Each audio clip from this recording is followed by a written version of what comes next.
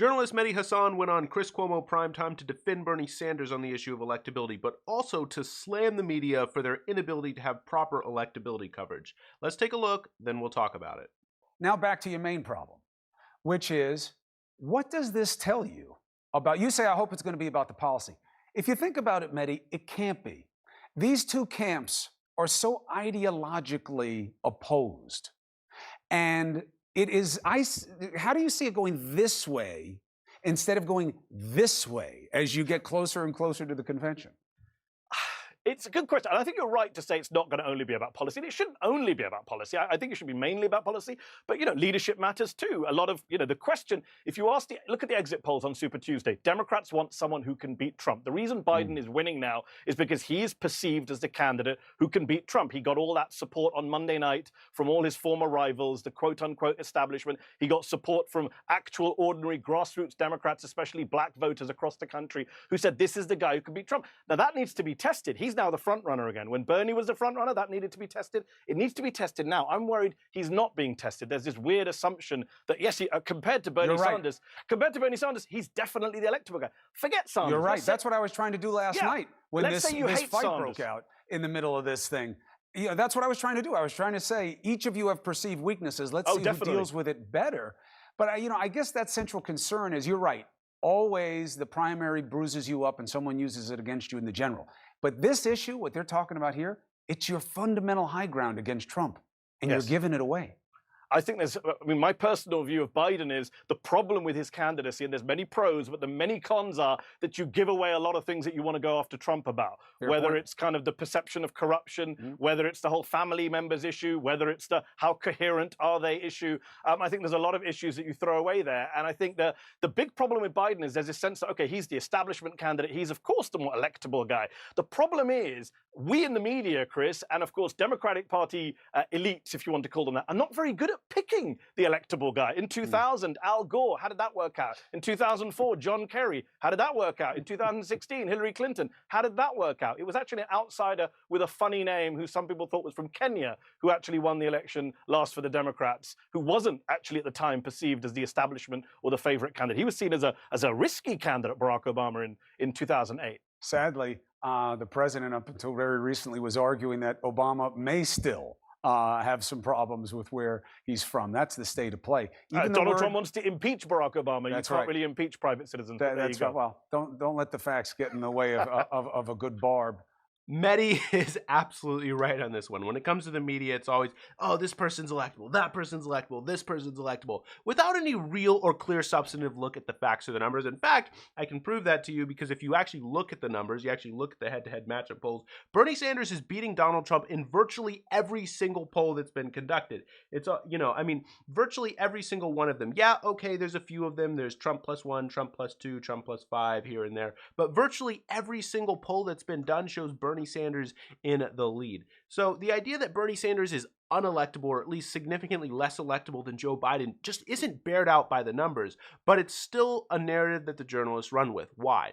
Well, there's a few reasons. I mean, the one that we hear most often is, of course, that, oh, there's this great treasure trove of Oppo that's just sitting out there that as soon as Bernie Sanders, if he wins the nomination, will just be dumped on Bernie Sanders, and then his numbers are going to completely tank.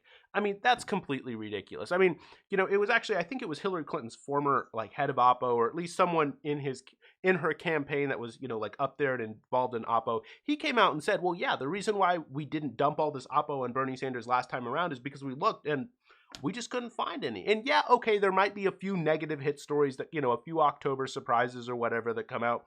But the idea that there isn't, that there's some massive, terrible, story about Bernie Sanders that's just waiting to come out.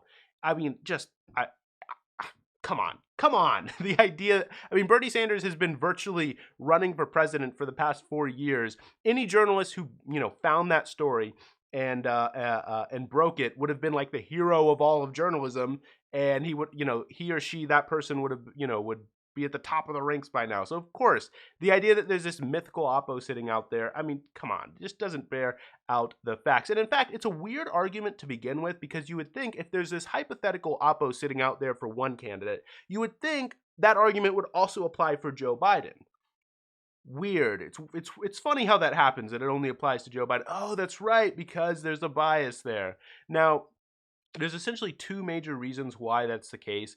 I mean, the first one is kind of obvious. It's just journalists tend to come from one kind of upper crust of society. They're all college educated. They all have, certain ideological, certain perspective on life because of that. And yeah, it's true. Journalists try to have a kind of, sort of diversity in the boardroom, but that's just what it is, right? It's boardroom diversity. They have people of color, gay people, women, men, et cetera, and try to have that diversity in the boardroom.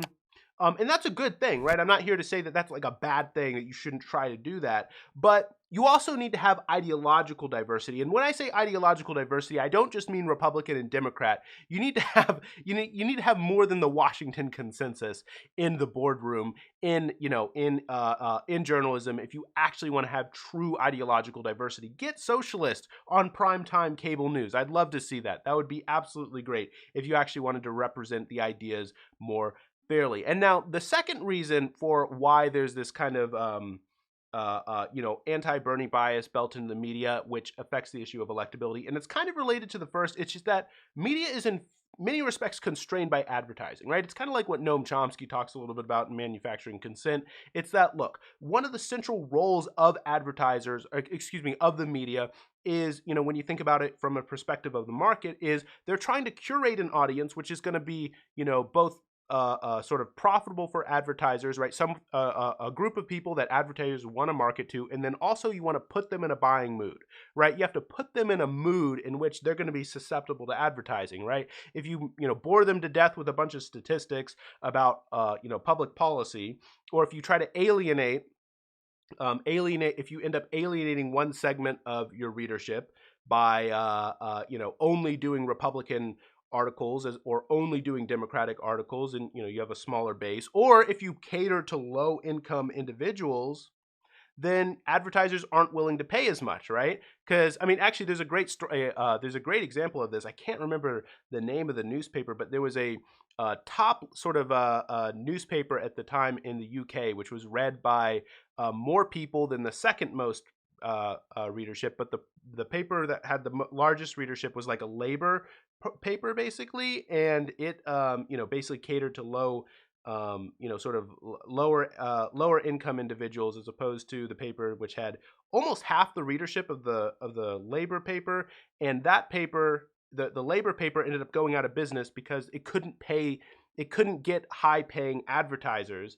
And the paper with the lower readership actually ended up staying in business, because even though it had a lower readership, made more money, because since it had wealthier readers, advertisers were willing to pay more in order to get into the paper. So there's an immediate bias built into the media that I mean, it's like Bernie Sanders is stuck between a rock and a hard place. And actually, this is something that Bernie Sanders has been talking about literally since he was the mayor of Burlington, that, look, the media, like, that's the biggest problem. And especially we've seen after Super Tuesday, where clearly media narrative is king, right? The narrative coming out from the election after South Carolina, and with all of those endorsements, with something like 35 to 45% of voters making up their mind in the past few days who they're going to vote for, media narrative seems to be incredibly important. There has to be some kind of alternative media, like YouTube or something like that, if we actually want to break through the barrier and have real alternatives and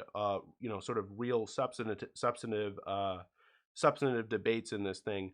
And so the issue of electability, though, really becomes really crucial, because media papers, newspapers and journalism end up having to focus on, sort of horse race punditry, right? Which is to say that if they don't want to alienate their audiences, what they have to do is, when they judge campaigns, they can't look at the policy, right? They can't say, oh, this is good policy, that's bad policy, because then they risk alienating their readers. So instead, they judge good or bad campaigns in terms of which campaign is more electable. But there's a problem. The more electable campaign is decided by people who have a certain kind of ideological bias, necessarily because they come from an upper crust of society, but also because they're trying to attract a certain kind of readership, right?